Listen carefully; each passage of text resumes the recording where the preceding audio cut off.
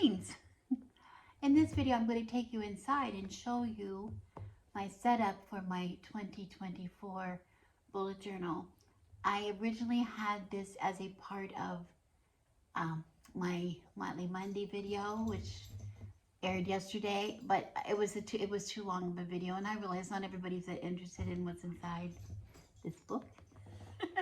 So I pulled it out, but if you are just watching this video and did not see yesterday's video, I recommend that you go and look yesterday, because it tells you why I have changed a little bit about the way I'm doing things in my journal, and it explains why. So go look. If you are interested, take a peek. So here's my journal for this year. Same kind, everything's the same that way, and some things look like it's going to be exactly the same. I open it up, and here I have my card for the year. This year I am card 18 in the Major Arcana, the Moon card, coming after the Star. So I've done pretty much that, and I have put about my card of the year in the front. I always do that, pretty much always do that. And I was appreciating this so much because this is the Moon card in the Wildwood Tarot, and it is the Moon on Water, which I love that a lot, because it is about fears and illusions coming out. It is about intuition, using intuition to guide you rather than relying on what you're seeing, because we're often not seeing correctly with the shadows from the moon when the moon is up. So I really love that a lot. And this ties into so much what's going on with me for the rest of the year, so I was excited about that. Okay, but then here I do something that, well, I did this as a last resort. These pages in here are supposed to be the index pages. And I tried very hard to leave this open and not do an index, because it's a 7 index. That's the whole idea of bullet journaling, but I'm telling you, I have had so many failures using the index. I just think that's one of my problems. I need to go back and forget about the stupid index. We're going to break that rule in my journaling experience. So I put, these are just copies of what I had in last year's journal about the moon in the signs, because I'm following very closely. I'm trying to the transits of the moon this year. That's one thing that's new, and as I go into the signs. And this is just a little reminder I got out of one of my little calendar books one year that was so helpful that I just carried that in as well. Okay, now here again, same as last year. This is the same, the tarot forecast that I did, and I'm repeating the Omen days this year that I did last year. But one difference is this year I kind of understand what the Omen days are about. And we'll come back to this later, because I use these. This is just my whole full year forecast of, again, what the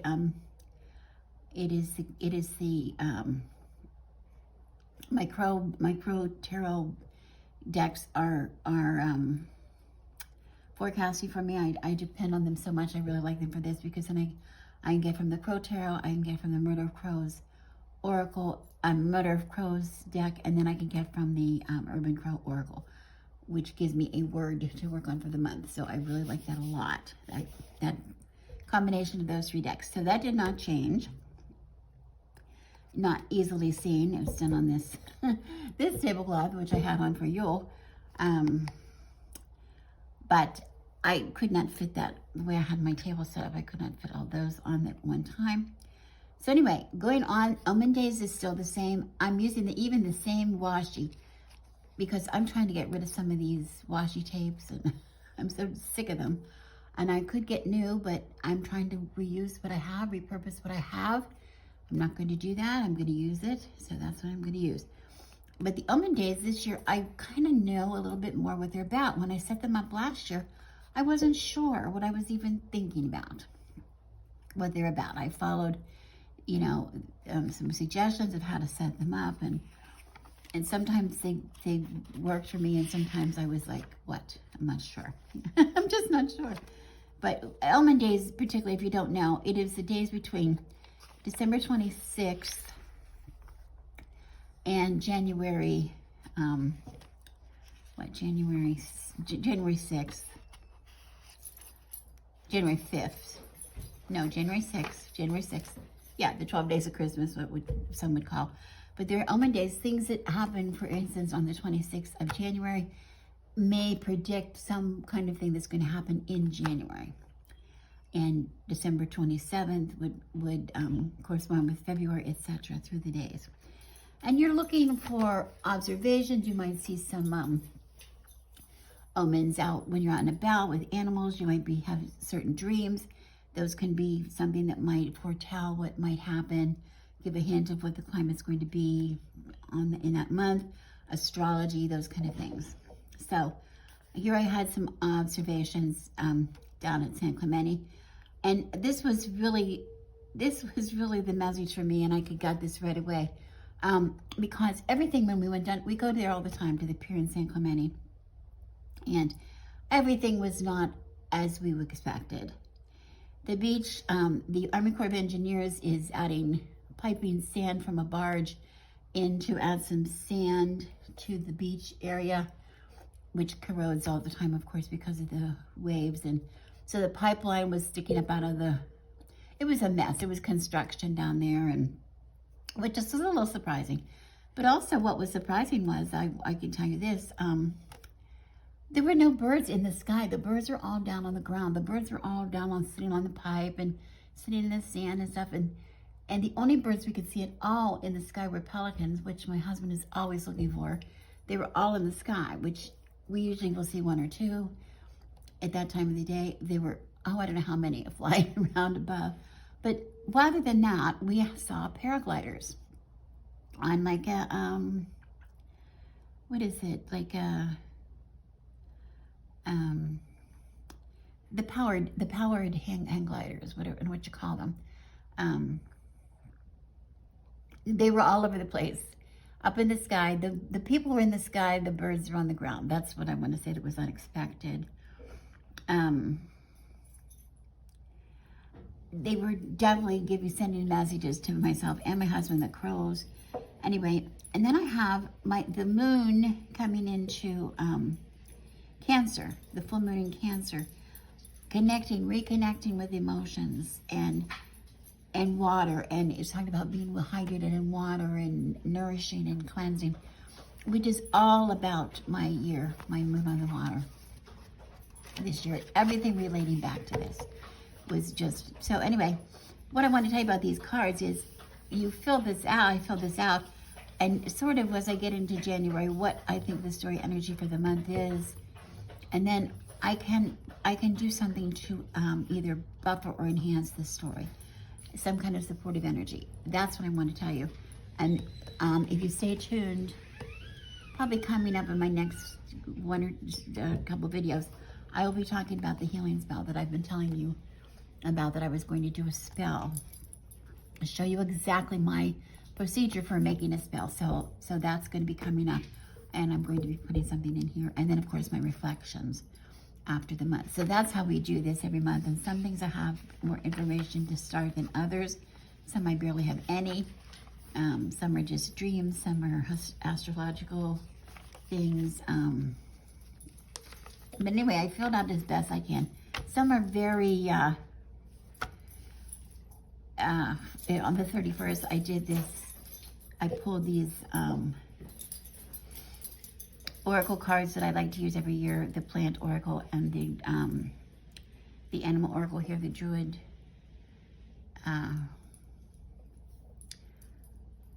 plant and animal oracle.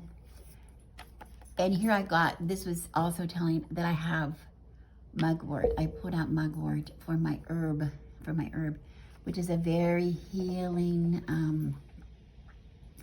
powerful herb of protection. It helps create an atmosphere for healing. It's really good for healing. So I thought I'm going to be making some incense, mugwort incense, to use in my healing spell, and I will bring you along when I do that. So anyway, a lot of these things are just relating to each other. So that's not unexpected. It's not unexpected, but it's, actually it seems almost like it would be expected, like it carries over from last year. Other than this is conscientious and And I didn't really know what I was doing last year. Okay. So then I have continuing on my Animal Perfections Time Lord, which I was interested in. I did that. And here I am coming in the 12th house this year, which is all about the psyche and the field of the world of dreams and secrets and emotions and everything tying in together with what else I have in here. And then I have my the Kalamundala runes that I pick. Here's for the year, and this is the year of the sun for me. It's the time has come to be healed. Again, I have healing, so this is all relating. It's all relating to each other, which I like so much. And this is what I said when I said I took back my, when I take my yearly forecast. It's hard to see, but this is January, February, March, April, May, June, July, August, September, October, November, December. So I have the 3 cards here, and here I put the 3 cards. So I have these already cut, already back, and I have a little bit of a pocket back here. That's why I like these journals too, where I keep these things where I'm going to be using them later. But here I'm starting out the year with the Tower card. Oh my God! So, but it was interesting because I have a mimicry. I have about illusionary fears. With the 7 of Cups. Is the Tower just hanging behind? Am I just hanging there? Is it left over? Or is it really something new that's coming? It was very interesting. Okay, so my point is, so far it seems that I'm just business as usual in my book. But what I want to tell you is, here's where we start. My calendars, and I will show you in my old. I showed you in my old calendars, the old calendars I have. My books, I didn't even have calendars. So what I did, this is when I really decided, when I got along to here, that I was going to do something completely different this year. Okay. And I decided that I'm going to go through and divide up my journal. And this is verboten, not allowed in bullet journaling. You're supposed to just put things where they land and put it in your, you know, you bullet, you cross off, you forward, or you put things in your index, so you can do it anyway. That's the beauty of it. That does not work for me. It does not work for me. There are pages that I have to have in here that I wasn't even putting, and my calendar was one. So I have divided pretty much the rest of my journal so I can use one journal for the year and putting things that absolutely have to be here. And I'm allowing, and I have just started, I've gone ahead and I've done the February calendar, the basics. I know when the moons are full moon and new moon are in February. I know that it's Valentine's Day here, the day of love, and here's my daughter Abby's birthday. I've marked that in here, like I mark birthdays and things here. Okay, my brother's birthday, my dog's birthday, those things, okay?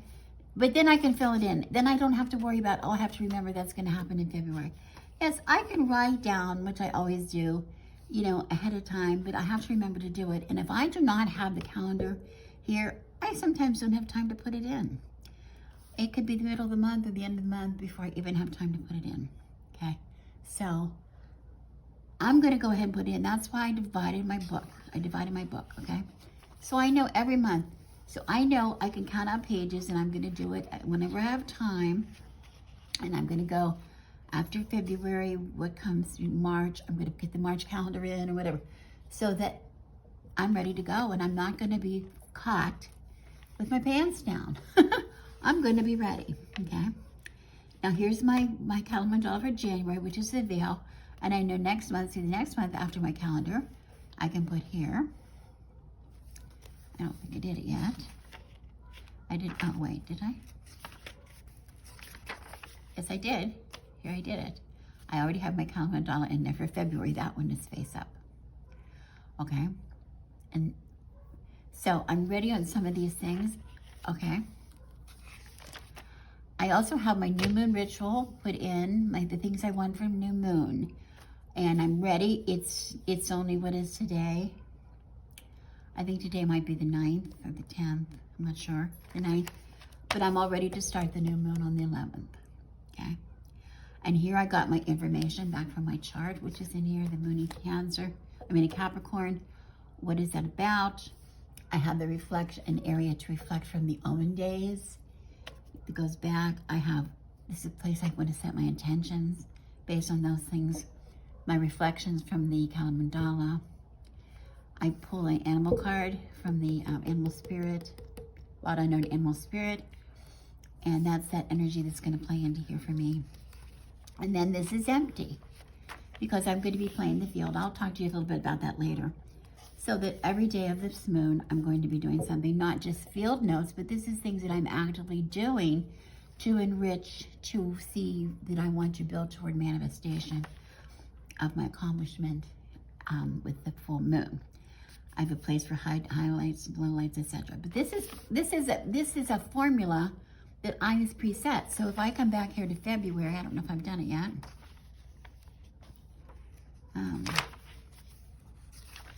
I did. I started. I have this. It's not filled out, of course. I know where the moon is going to be. It's going to be in Aquarius. But here, these are left over. So as I get to February, I can fill those in. But the form is ready, so I know I can fill it in. If I don't have the form, if I have to set that all up and put the title and get the page, I won't do it. I won't do it. I am not that easy to control. So I just won't do it. And I found that, and I have how many years of failure. This year is going to be a success because the book works for me.